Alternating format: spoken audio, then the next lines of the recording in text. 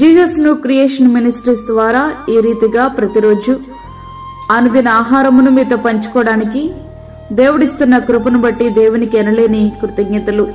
వాక్య ధ్యానంలోనికి మనం వెళ్దాం. కీర్తనల గ్రంథము 37వ అధ్యాయము 25వ వచనం. నేను చిన్నవాడనై ఉంటిని, ఇప్పుడు ముసలివాడనై ఉన్నాను.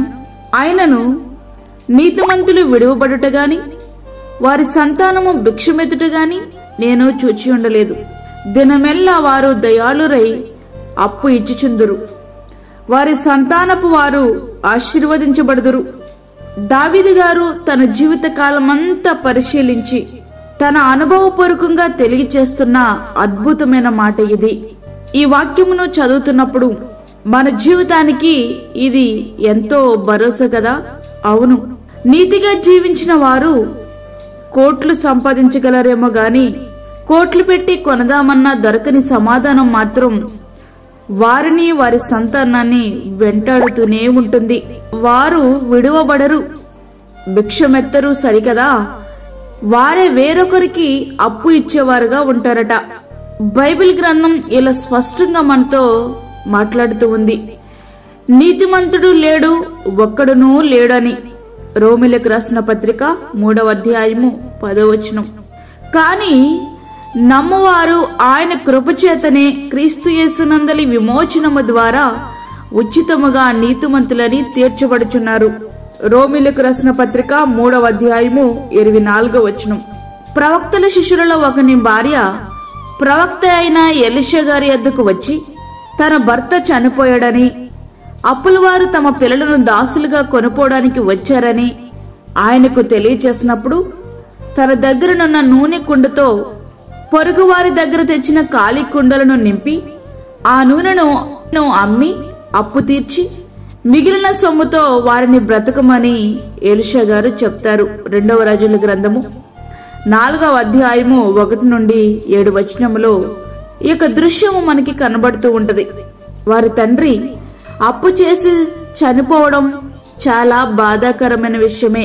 అయినప్పటికీ ఆయన బిడ్డలు విడువబడలేదు, భిక్షమెత్తలేదు.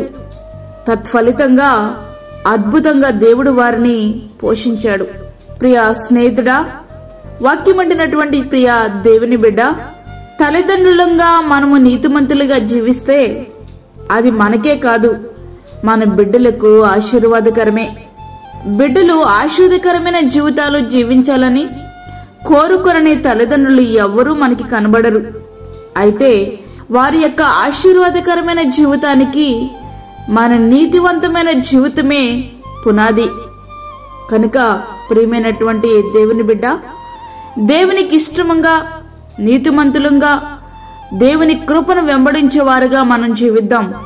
మనకు మన బిడ్డలకు మనం ఆశీర్వాదకరంగా ఉందాం. అట్టి కృప ధన్యత ప్రభు మనకి అనుగ్రహించునుగాక. ఆమేన్. వాక్యమైన ప్రియ దేవుని బిడ్డలారా, ప్రార్థనలో ఏకీభవించండి. పరిశుద్ధుడైన తండ్రి, ప్రేమగల యేసు ప్రభువా, శ్రేష్టమైన అమూల్యమైన మరి యొక్క దినము మా జీవితంలో మీరు అనుగ్రహించారు, నీకు వందనాలు. ఈ దినమంతటి కొరకు మీరు మమ్మల్ని సిద్ధపరచండి ప్రభువా. ప్రతి విధమైన శోధన, కీడు, ప్రమాదము, తెగులు నుండి మీరు మమ్మల్ని తప్పించండి. చంటి బిడ్డలను, వృద్ధులను, గర్భిణీ స్త్రీలను మీరు జ్ఞాపకం చేసుకునండి ప్రభువా. వారికి కావలసిన నీ కృపను సమృద్ధిగా మీరు దయచేయండి. దూరదేశంలో ఉండి ఈ యొక్క వాక్యమును విని ప్రార్థనలో ఏకీభవిస్తున్న ప్రతి ఒక్క బిడ్డను మీరు తాకండి. వారికి కావలసిన సంతోష సమాధానములను దయచేయండి. అదేవిధంగా ఈ దినమంతా నీ కృప చేత మమ్మల్ని నింపి మాకు, మా కుటుంబాలకు మమ్మల్ని ఆశీర్వదకరంగా చేసి నీ కొరకు సాక్షులుగా నిలబడి ఆశీర్వదించబడే భాగ్యం మాకు దయచేయమని, మాకు కాదు యెహోవా, మాకు కాదు, సమస్త మహిమ ఘనత మీకే ఆరోపిస్తూ యేసు పరిశుద్ధ నామమున అడిగి వేడుకుంటున్నాము తండ్రి. ఆమేన్.